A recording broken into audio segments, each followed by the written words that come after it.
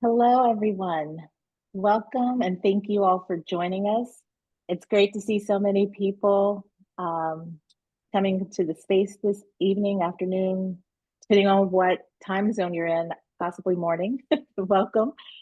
If possible, please feel free to introduce yourself in the chat. Let us know, where you're coming from, where you're joining us from, your name, anything that you'd like to share. And we welcome you to share resources in the chat, to connect with old friends if you're here as a part of our alumni group. But we also ask that you please share your questions that you have for the panelists using the Q&A feature. My name is Dietra Price Dennis, and I am the Executive Director for the Center for Digital Learning and Innovation here at the College of Education and Human Ecology. And we are so excited that our Alumni Society Board of Governors reached out to our center to partner for this webinar. I think there probably isn't one person on this call who hasn't been in a conversation about AI, specifically generative AI, and the impact it's having in our society. We understand deeply that this is going to impact the ways we think about teaching and learning and research for decades to come. And we want to be a part of a conversation with all of you just as new updates roll in. This is our second year participating in this webinar, and so much has changed. And so without further ado, I want to take a moment to ask each of our panelists to please introduce themselves. And then we will spend a little bit of time having each of the panelists talk through a pre-selected question. And then we will open it up for Q&A for all of you so that we can engage in a dialogue. So if you hear information as the panelists are sharing, please feel free to use the Q&A. We will do our best to get to as many questions as we can, whether that's sharing those questions out loud with everyone and having each panelist weigh in, or asking the panelists to weigh in by typing a response into the Q&A feature. All right, I will start with the first person I see on this lovely flyer that we have up here, or slide, and that is Mariah. Could you please take a moment to introduce yourself? Yes, thank you. So hi, everyone. My name is Mariah Hagedorn-Badir. I'm a doctoral candidate at OSU's College of Education and Human Ecology, and I will be defending my dissertation next month. So I'm very interested in emerging technologies and innovations that can redefine teaching and learning. I also have 8 years of former high school science experience. And in this webinar, I really hope to provide everyone with like a very informative lay of the land of AI in education, and also contribute to everyone's conceptual toolbox about thinking about AI and like the pitfalls that go with it. Thank you. Thank you, Mariah. Larry, you are next on our slide deck. Could you please take a moment and introduce yourself? Sure. I'm Larry Hurtubise. I'm a curriculum and instruction consultant with the Michael V. Drake Institute for Teaching and Learning here at The Ohio State University. And over the past couple of years, it's been really a privilege for me to work with a team of educational developers from around the university who are wrestling with what it means to teach and learn with generative AI, and from a variety of different perspectives. And so I'm excited to be here today. It feels like it's new and changing landscape all the time. Absolutely. Thank you, Larry. And Brett, could you please introduce yourself? Hi, I'm Brett Vogelsinger. I'm a high school English teacher from Pennsylvania in the suburban Philadelphia area. I'm here to share some of what I've been tinkering with, exploring, listening to students talk about related to AI. As an English teacher, obviously it affects my life pretty profoundly as we're working with student writers. But I'm the author of a book that's coming out in 2 weeks called Artful AI in Writing Instruction, that seeks to find healthy and useful ways to invite AI into the writing process without corrupting the essential development that we want our students to have in high school. Thank you, Brett. And I've had the privilege and pleasure of working with all three of our esteemed panelists in different capacities. And so I know you all are in for an absolute treat. I'm so excited. I have my iPad here. I'm ready to take notes as we are listening and talking with them today. Next slide, please. And we will kick it off with our first question. And I believe this question is going to start with Mariah. So just for the audience, we are going to ask Mariah to talk a little bit with us about an overview of AI in education. None of us want to make the assumption that we've all been reading all the Substacks and following all the TikToks about AI. So a brief overview just to make sure everybody is on the same page. And then talking about new developments. And then also, if Mariah had to list her top 5, what would that be? So Mariah is going to kick us off. Thank you. And next slide, please.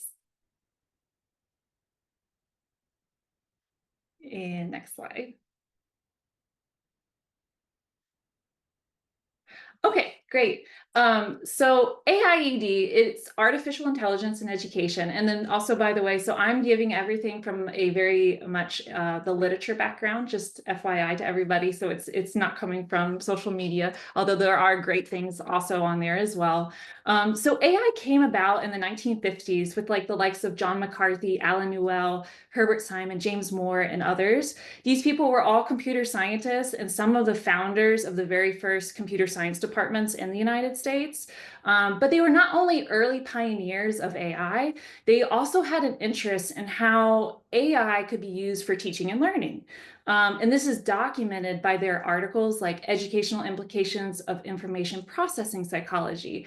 That was by Simon and Newell in 1971. Another one was What Are the Intellectual Operations Required for a Meaningful Teaching Agent by Newell in 1970. So it was very clear that these early pioneers of AI were very much interested in AI and how it could be applied to teaching and learning. So tracing this start, and then if you could go to the next slide, please. All right, so tracing this start, if we look at this diagram on the screen, so I have computer-assisted instruction on the left and then AI on the right. So computer-assisted instruction, it started in the early 1960s in schools. It did not include AI, all right? It was based off of behaviorism principles, so think like stimulus, response associations, conditioning, reinforcement. It's very much this drill and practice software that actually today's teachers, dislike and critique. And it's designed to reinforce learning through repetition, immediate feedback, and reinforcement. It's worth mentioning, though, because there was a lot of studies done on computer-assisted instruction to see, was it more advantageous than traditional instruction? And think like back in the 1970s, 80s, and 90s, right? And those studies actually showed that it did increase student achievement. So because of that, it really funneled a lot of funds to having computers in schools and basically learning with computers. So it allowed that trajectory to flourish. And then simultaneously, though, we have AI development going on. And then eventually these two merged into intelligent computer-assisted instruction. And this was a very brief merge. But what happened there was this big shift from behaviorism principles into learner-centered principles with the computer in schools. And so learner-centered principles, we're thinking like more prioritizing of the needs and abilities and experiences of your students now. All right. And like this then led to intelligent tutoring systems with further development of AI. And then over time, in the last 30 years, last 20 years, we then get learning sciences, cognitive science. These two fields then really greatly contributed to intelligent tutoring systems. And then, of course, AI did. And most remarkably, because of generative AI, is really transforming those intelligent tutoring systems. And I mention this because it's really significant, because a lot of the talk about AI in education is this, the hype and hopefully the reality of personalized learning instruction coming down the road because of intelligent tutoring systems. And next slide, please. So the 5 main areas of AI's impact, and again, this is kind of synthesizing through a lot of the research literature. And I put the biggest one first because we have a lot of talk about it with assessment and evaluation, especially in regards to academic integrity. So like on the one hand, AI technologies are able to help instructors and teachers create assessments, create rubrics, a lot faster. And then it also can even, you can input your content and it can output what you want, and you can evaluate which things you want. You can have everything lined up to the learning objectives, and it just helps reduce that time and workload so much.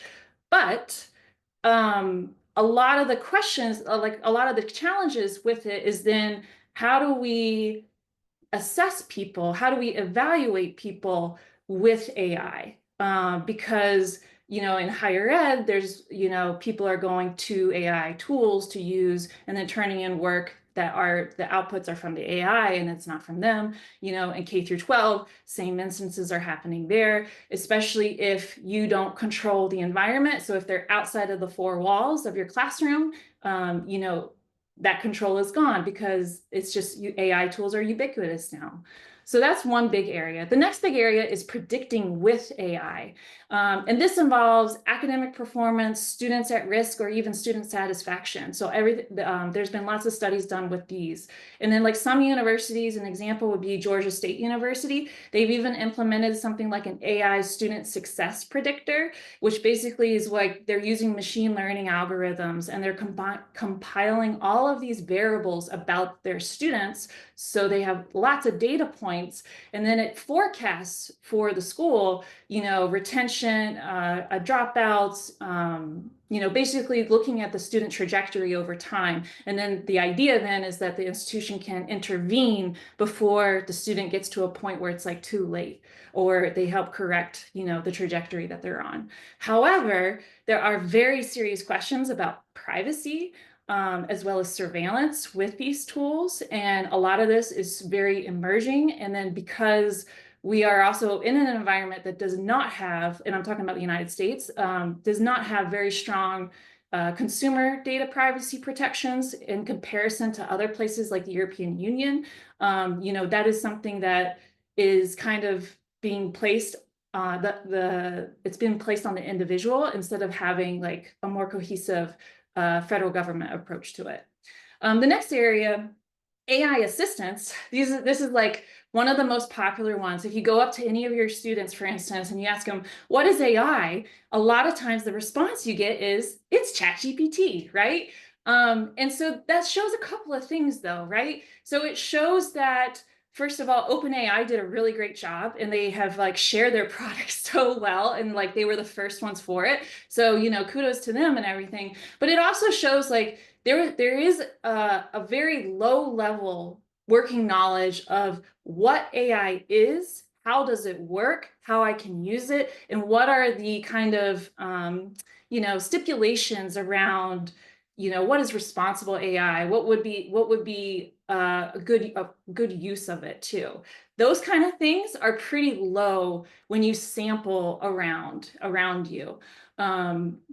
But other AI assistants are like, so you have like chatbots, virtual agents, those kind of things. These are just designed to support human tasks like answering questions and summarizing text. This is not agentic AI.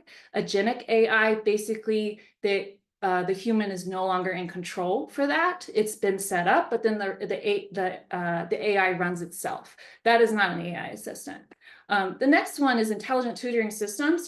From previously, that has been around since 1970s in the very basic version of just machine learning algorithms. Now, though, with generative AI, they have really advanced. And so that is where a lot of this talk about personalized learning is coming out of, is with these intelligent tutoring systems. And then the last one there, managing student learning. This is really thinking about the data analytics. So this is about your learning management system like Canvas, Blackboard, and using those data to make informed decisions about your instructional strategies, or perhaps it can go macro level all the way to the school. But yeah, it's really just looking at the data analytics, and it's collecting a lot of variables with that. And I think that goes back to, again, with similar to the predicting with AI about, what are the privacy and also data security perimeters around that too, because a lot of times these things are not transparent, and it's something that is still emerging as well. And last slide. So the top 5 things to know about AI, based off of all the stuff that I have at least gone through, is sharing with people around you. And so thinking through your colleagues, other faculty, other teachers, and then also students, that there needs to be a lot of work on bringing up the foundational knowledge of what is AI, how does it work, and then where is appropriate uses of it to actually in your workflow, it does maximize this, it increases productivity here, that kind of thing. So that is like one of the very first steps. And then another big thing to know is there is a huge focus from the industry on durable skills. So employers are looking to hire students who have these durable skills, which they call skills that are transferable across technologies. So this is thinking about critical thinking, creativity, and then they really stress collaborative and communication skills, which there's been a critique that those have actually decreased in the last 5 years. So that's a kind of a conversation that's not really with AI because it was before it.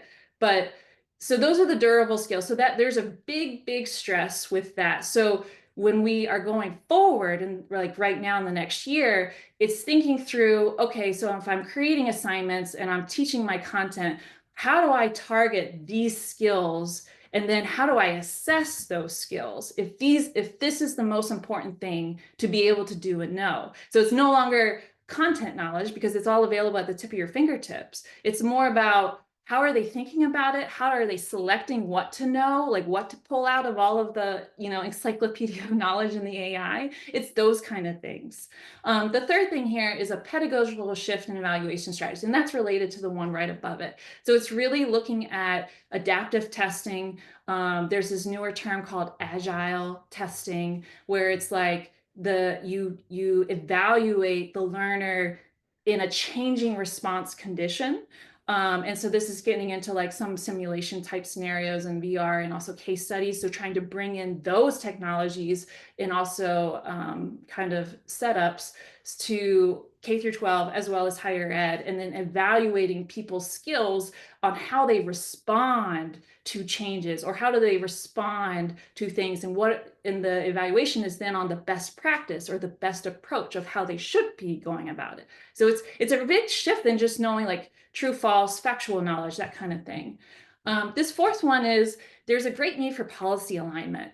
And just real quick, so there was an article too that, and I am sorry I forgot the author's name, but they did this study on 20 different very high performing universities in the United States, and they went through their their academic integrity misconduct policies, and then they kind of lined it up with like how people are using AI and some of the issues with AI. And what these authors basically found was it's all over the place. So you can get academic misconduct allegations from 5% at one institution, 90% at another, because people's behaviors that they're listing are so different. There isn't a cohesive, unified, this is what academic misconduct looks like everywhere.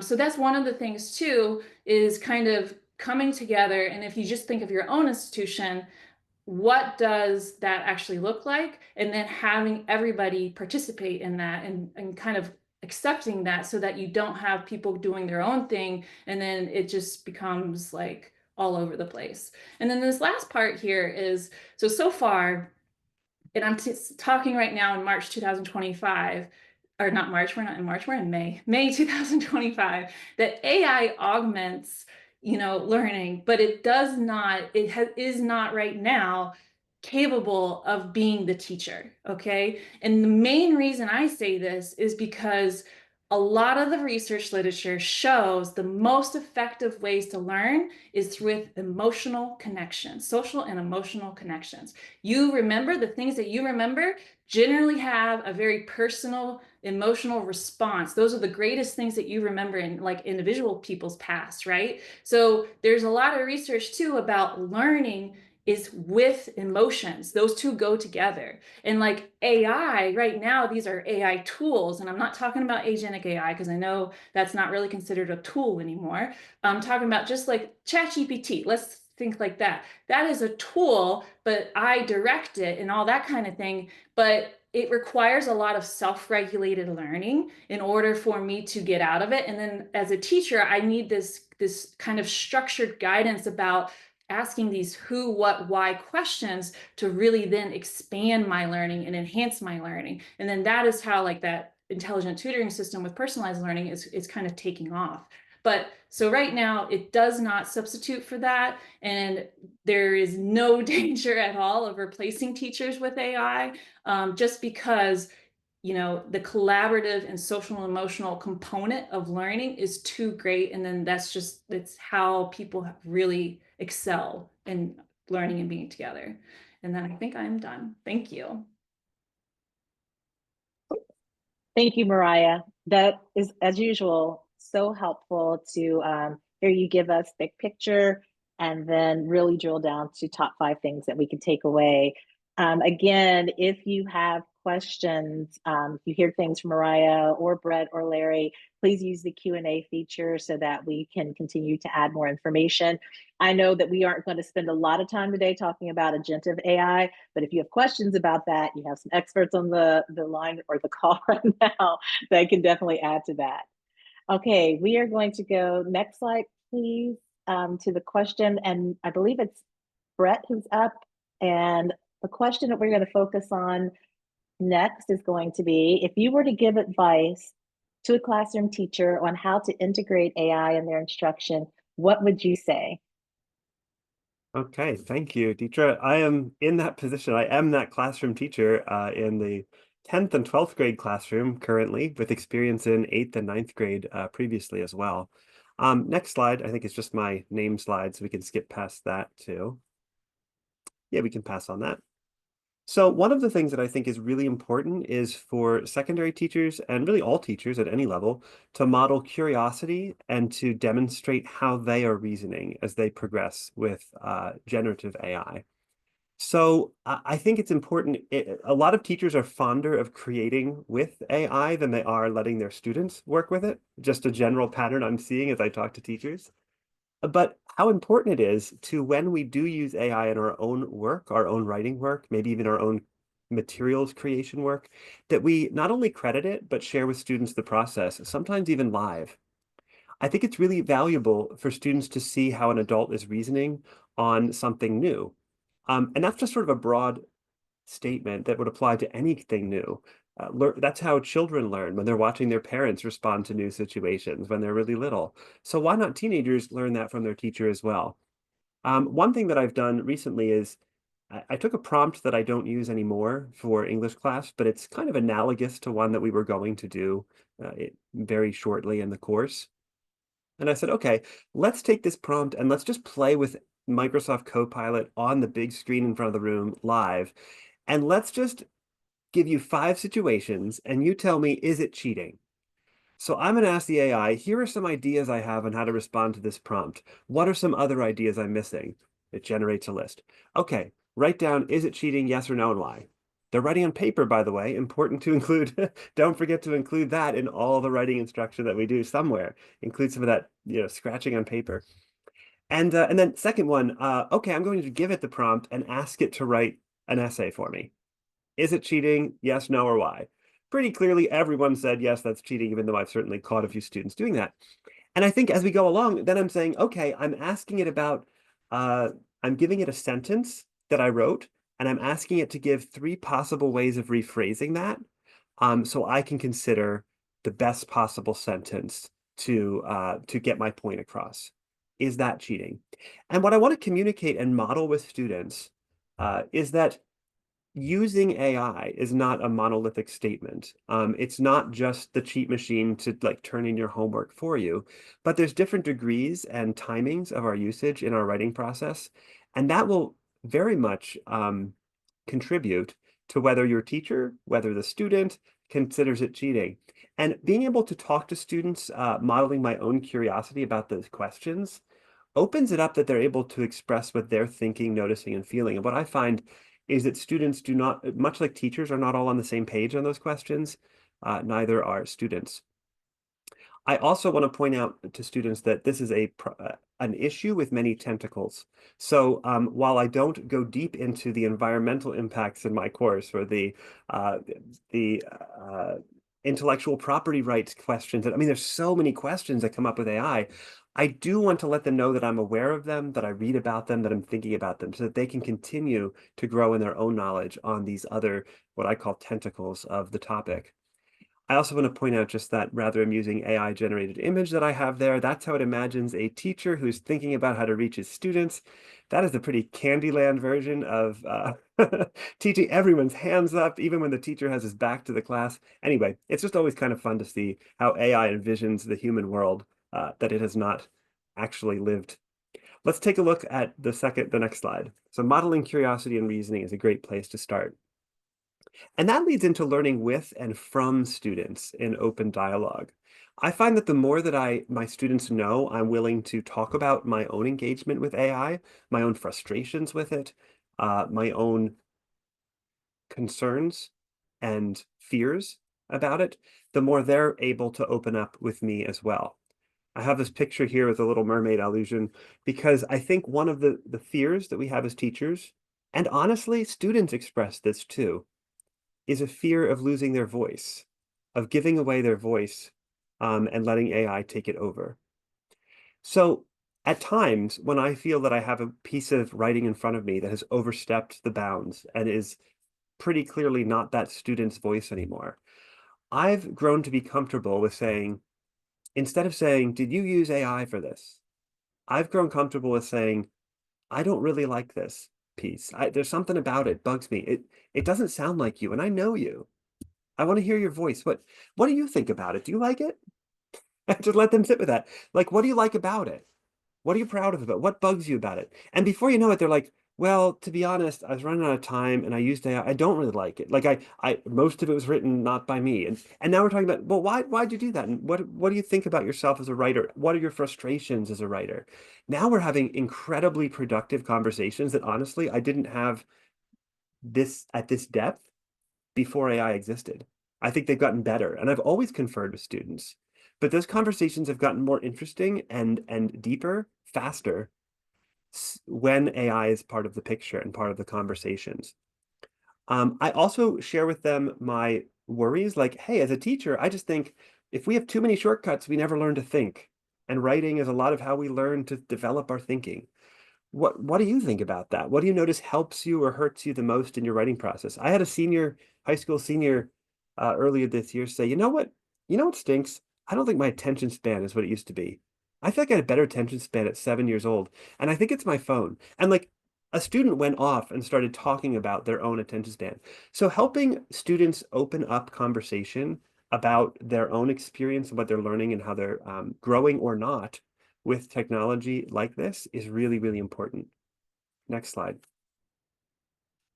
And I just want to add to that too, that letting them know how much you value their voice. You heard that in the way I expressed, like letting them know that their voice, human to human communication is why writing exists. It does matter.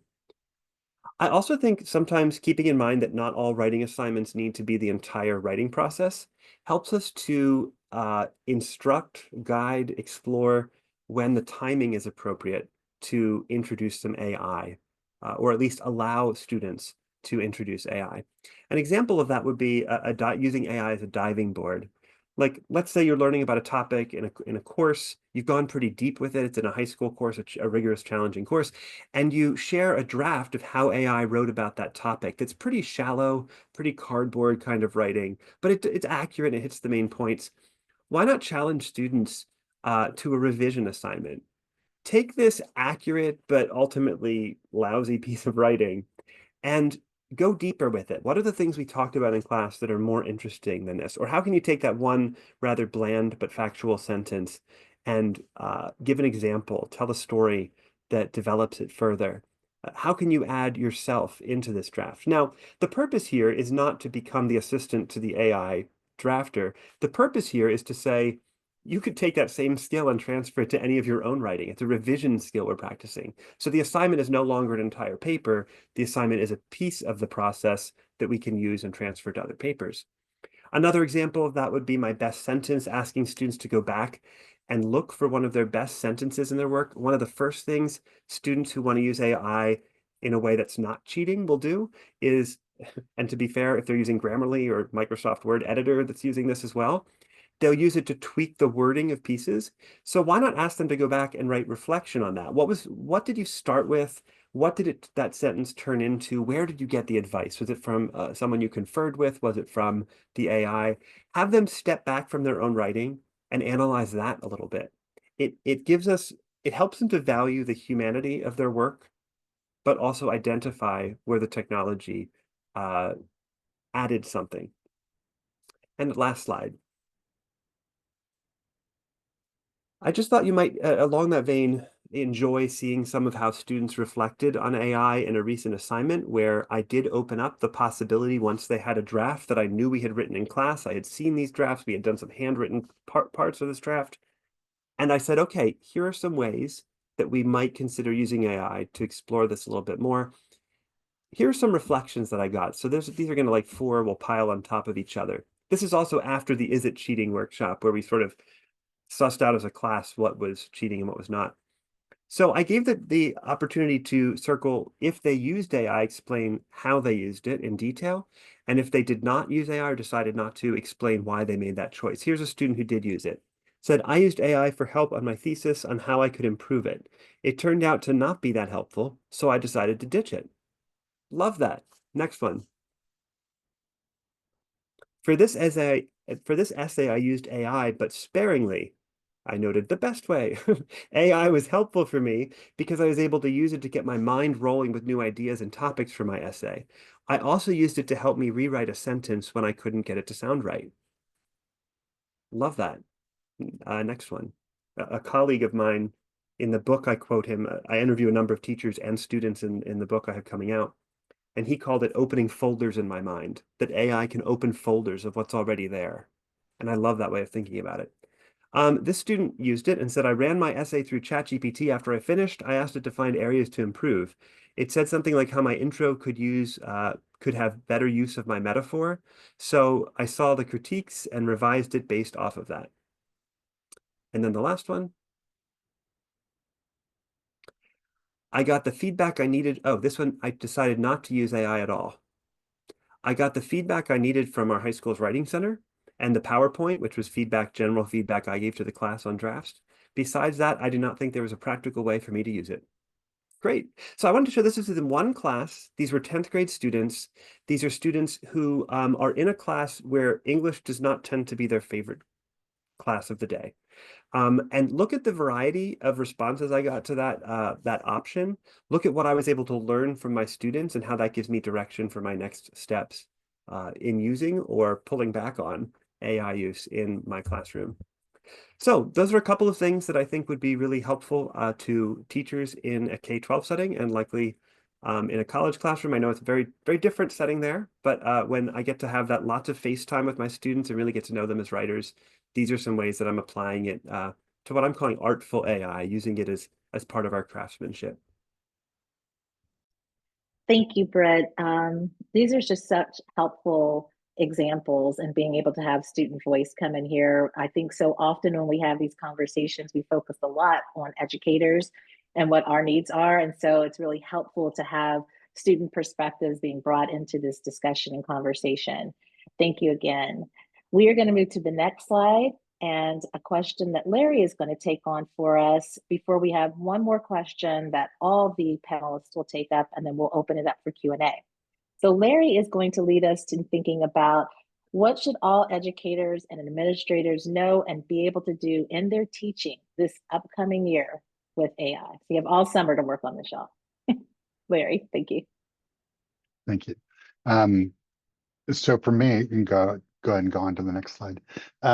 So for me, these are not necessarily practical things, but were skills, but go ahead and go to the next slide. But the first one is thinking about what is AI competency for your students. And so Mariah talked a little bit about these issues or these competencies. So there's technical competencies, practical, evaluative, and ethical. So that's one way of looking at AI competency. Another way, UNESCO has competencies for faculty and students, or teachers and students. MLA has come up with AI literacy for students. And so these are just different models for thinking about what it means to be competent. And if I could get, wave a magic wand and get everyone at Ohio State to do something, it would be aware of what does it mean to be competent for your learners in the discipline that they're going to go to. So for K-12, that might be as a student, what do you need to know when you get to college? Or if it's science, maybe it's medicine or some other, doing experiments or labs, or what does it mean to be competent with AI, and how do they use that to solve problems? Go ahead and go to next slide. And so an example of this is an article from Public Health, which really says, you can see sort of one of the big points of it is integrating AI into public health education provides opportunities for personalized learning, interdisciplinary collaboration, and scalable training, but it introduces ethical challenges that must be addressed. And so this article really stresses that the instructor is the mentor, is the wise person who has done the learning to know how to critique the results from AI. And so again, knowing where your learners are headed and what skills they need and being sort of up to date on that, I think is a great thing that everyone should know and be able to do. I will just say, Mariah was talking about critiquing and creativity, and I heard this great model for doing that you might appreciate, Brett. It's a reverse outline. And so you have learners write a paper. You don't really care if they use AI to write the paper or they write it by hand, and you have them bring it to class. And then you say, upload that into AI and have it write an outline. Is that what you meant to say?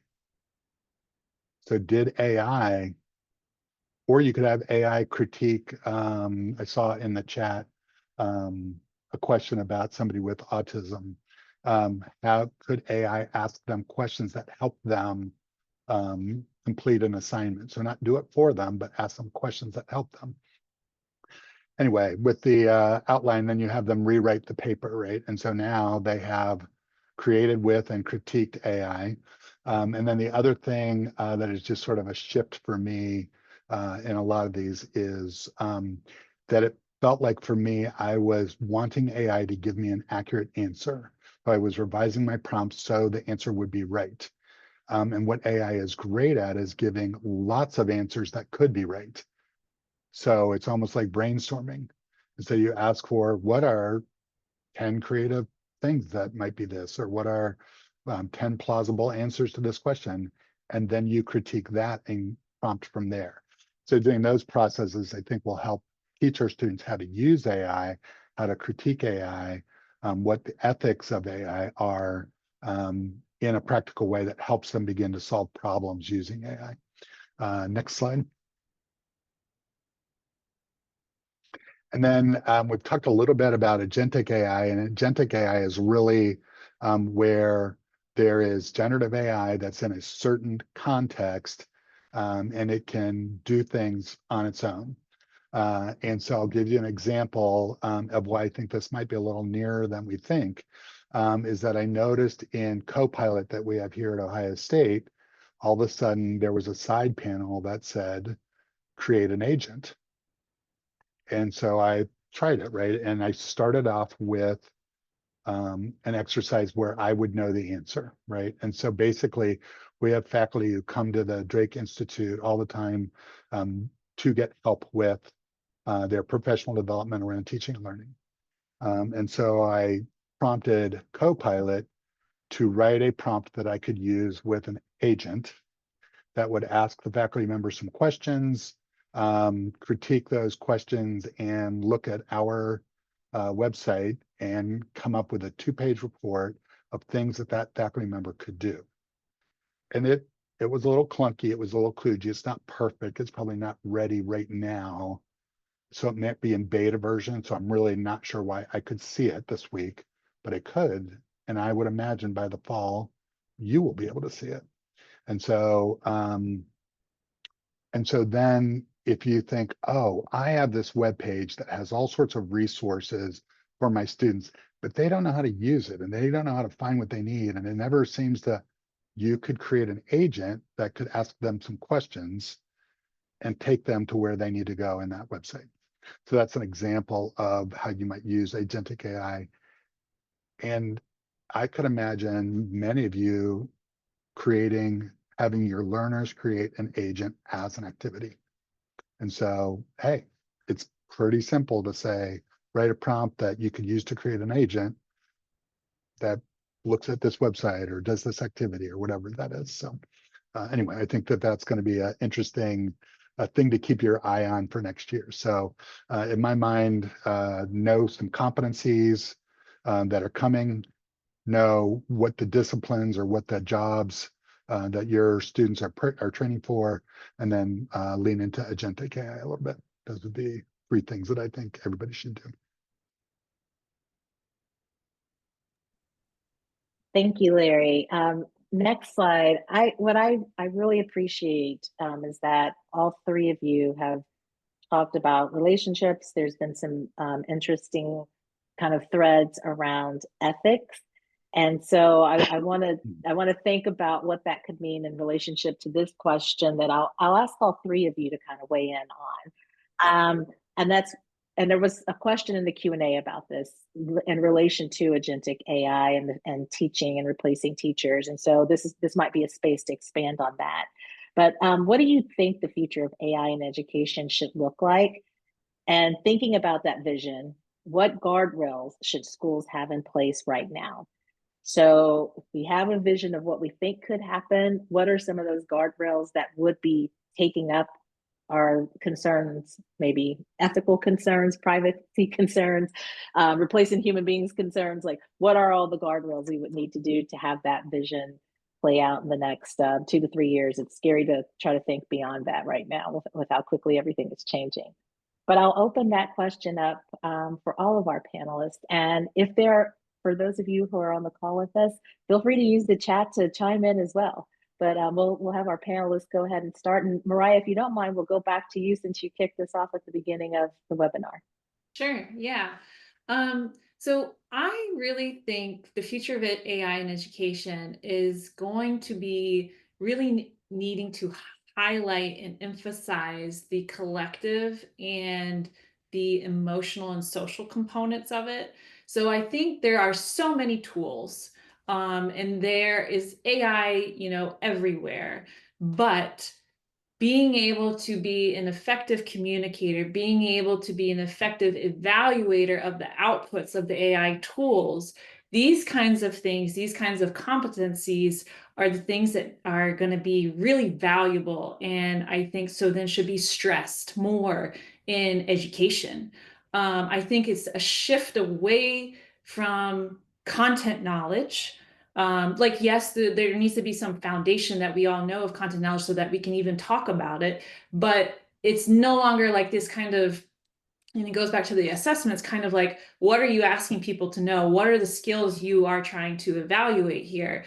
And how do you even evaluate or how do you stress these kinds of skills, especially in the other domains of those subject areas? Because, we don't have so much interdisciplinary subjects in all places. So I think AI can help bring more interdisciplinary focuses within schools as well.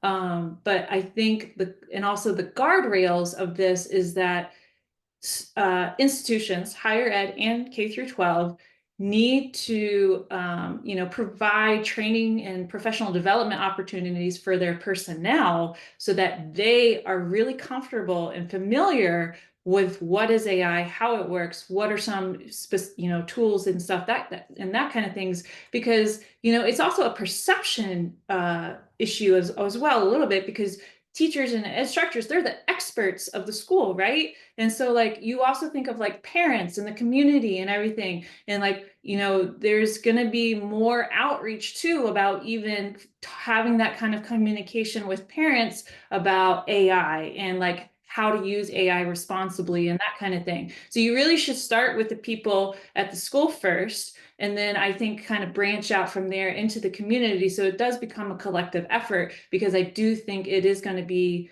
integrated into people's workflows, pretty seamlessly, and it's coming pretty soon too. Although I do know that education as an institution is pretty traditional and has kept some of those structures pretty much the same over many, many, many years.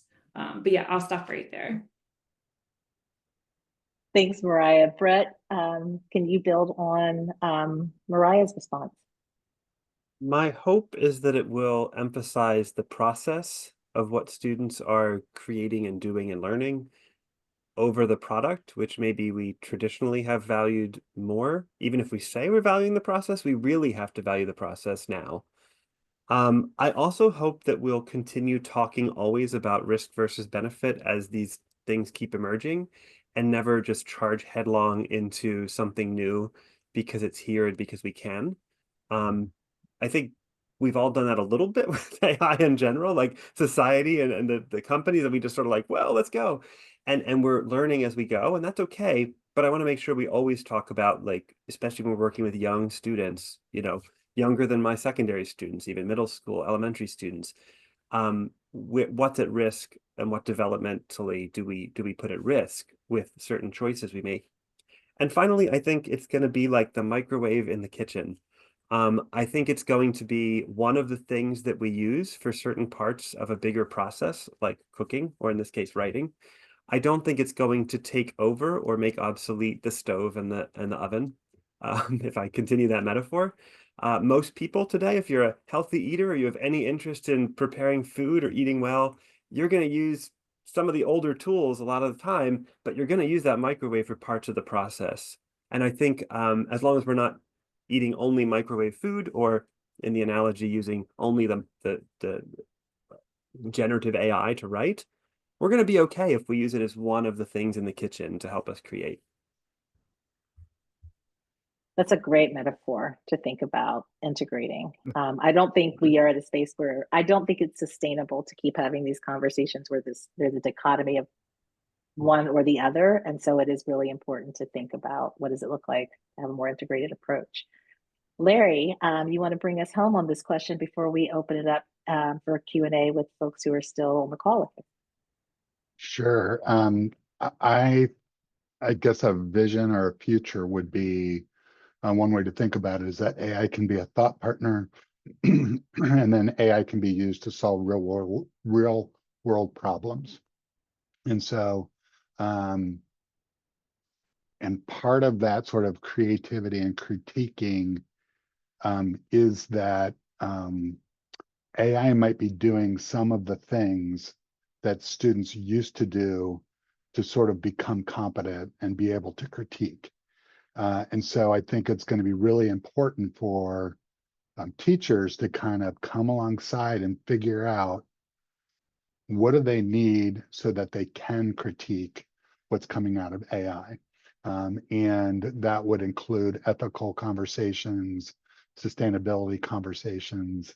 I think Mariah and Brett talked about sort of having transparent conversations about what's cheating and what's not, and ongoing conversations, and being those mentors and guides.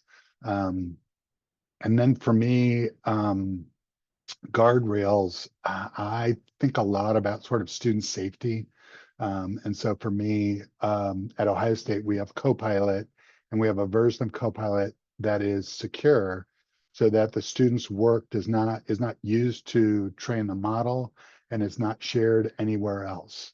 And so those are the types of models that I think are important. And I would echo what Mariah was saying about having community forum where the parents can learn, this is what it's doing, this is what it doesn't do, here's how we're using it, here's what you should be watching for, and thinking about, keeping students safe is as part of that equation. I appreciate you bringing that up, Larry, because that takes us to one of the questions in the Q&A, and I think it's such a great segment to think about privacy and safety and ethics around putting personal information in a Gen AI system. And so I guess the question could be, what are your recommendations about that if you don't have a closed system like Copilot? And I'm curious if other panelists want to weigh in on that, what your experience has been and what advice you would give to people who might be in a district or system that has not yet created a closed system.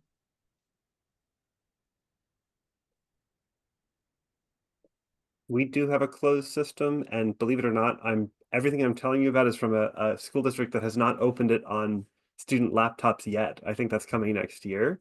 But I think being able to explain to students that everything they're putting out there, like when they're using they're not closed systems, they're Gemini and their Claude is a little better than some, I guess, but they're not. It's just like what their parents have been telling them for a long time about posting on social media. Like it doesn't go away, and it's being used by companies to develop their machines. There's questions about who owns it, after they put it out there. So I think that's important to bring into conversation with students, and really important for systems to have, by systems, I mean school systems, having their own, what Larry was describing a minute ago, safe, closed spaces for this. Thank you. Mariah, did you have other thoughts to add to that? Yeah, I think just adding on to the what Brett also said, not treating it like online where, what are the best practices associated with that? You don't put your personal details into those systems if it's an open system. A lot of companies, they have their own closed system, so they can do like company work emails that they can run through their AI and that kind of thing. But if you're using an open system, it's a very different approach. And then I'll also share, I think a direction would be to go to also minimize the resources involved, and then also to kind of help with this digital equity about accessibility to it, because the LLMs, you can get a free version, but it's like so many prompts, and then you have to have a subscription for it. Well, not everybody can afford $20 a month for one of these subscriptions. And then I know ChatGPT released a $200 a month one, and then it's going to be more and that kind of thing. So I think there is also a need for leadership at institutions, K through 12 and higher ed, to kind of come together and decide, what is the best approach for digital equity, and also our resource use of it. And so I'll give this example. The California State University system, they have like over 30 campuses. They decided last summer, they made the first deal with Anthropic for OpenAI, sorry, and they got chatgpt.edu for every student enrolled in the California State University system. So they approached that actually as an equity issue, because they realized lots of people were using it. Not everybody was using it, but they also said this was also a security concern. And so having everybody on the same system, because then that was a closed system just for CSU people, that also helped, with some of their infrastructure issues with also as well with like security issues. And then, you still go through the data privacy practices about what you put into that, because that's still like a lot of people involved in that. But that's just an example. So for instance, about kind of thinking very strategically through this, about with leadership, about how to maximize your resources that you have, because I know we don't have infinite resources here, and then also thinking about the digital equity piece involved with it and not leaving those other people behind. And thank you for the person in the Q&A who mentioned special education and English language learners too, right? Because if people are not with the latest keeping up to date with like these latest technologies and stuff. Yes, a lot of people know about ChatGPT, but what about all these other tools too that could help increase their own efficiency and their own ways of how they like to learn.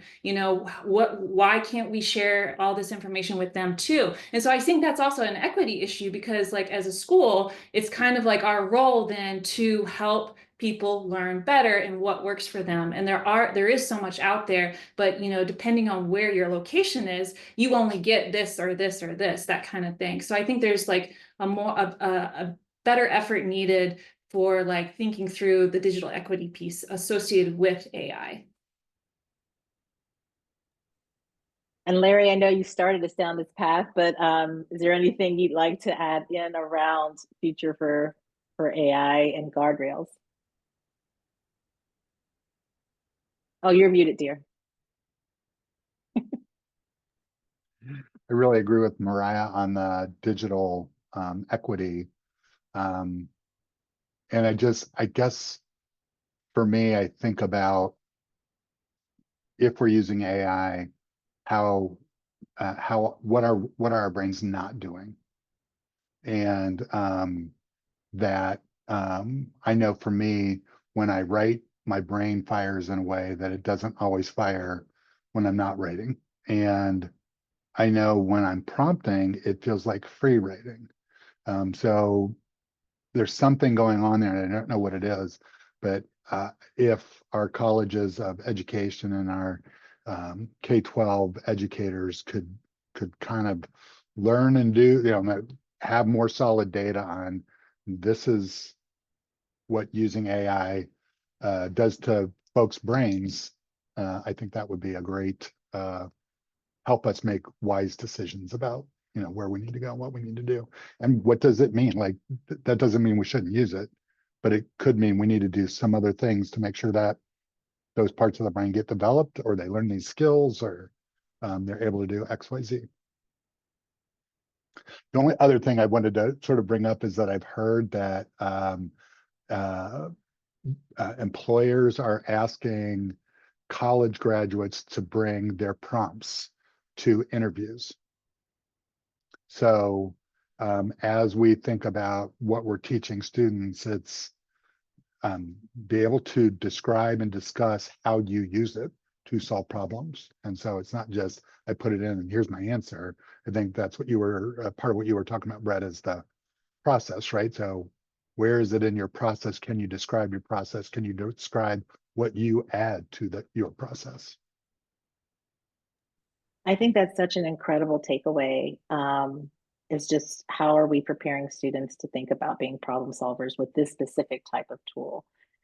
We have 3 minutes left, and we'll take 2 of those minutes, if you don't mind, to go to a question that was at the top of our Q&A around your perspectives about teaching critical thinking in the age of AI. And I'm wondering if you could each take about 20 seconds to take the whole webinar for, right?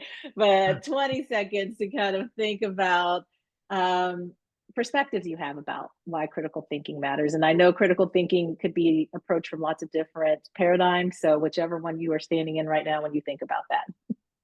Okay, I don't know, I'll try real fast if this can be 20 seconds, but okay, so critical thinking, yes, super important. However, there's some reports that says that AI systems like ChatGPT 4.5, for instance, are already better than the average human at reasoning. Okay, so if that's the trajectory we're going in, still people say critical thinking is very, very important for getting when there are complex systems and thinking when those two systems are rubbing up against each other or bumping up against each other. So thinking through the human then is going to be better than the AI when those two systems are coming up against each other. That is where the human will outperform the AI. So the AI can do really good critical thinking better than the average person with the newer models coming out, but it does not do good at complexity. So when you have two systems that are kind of coming up against each other, the human then is going to be better at doing the nuance between those two. And that is where humans with critical thinking skills will really excel. I guess for me, I think about what I'm seeing in medicine, which is that physicians and other healthcare providers are using AI to do things like enter their electronic medical record. And then that's saving them 3 hours a day. And they're using that time to build the relationships with the patients, maybe do a better job of interacting with patients and caring. So to me, critically thinking about if AI can do that better, I need to focus on the human side more. Yeah, I was just going to say, let's remind students over and over again that language exists so humans can connect with each other and communicate necessary things. And we just have to keep interrogating that, like asking ourselves, is what we're doing with this disabling that in any way, or is it enhancing it in some way?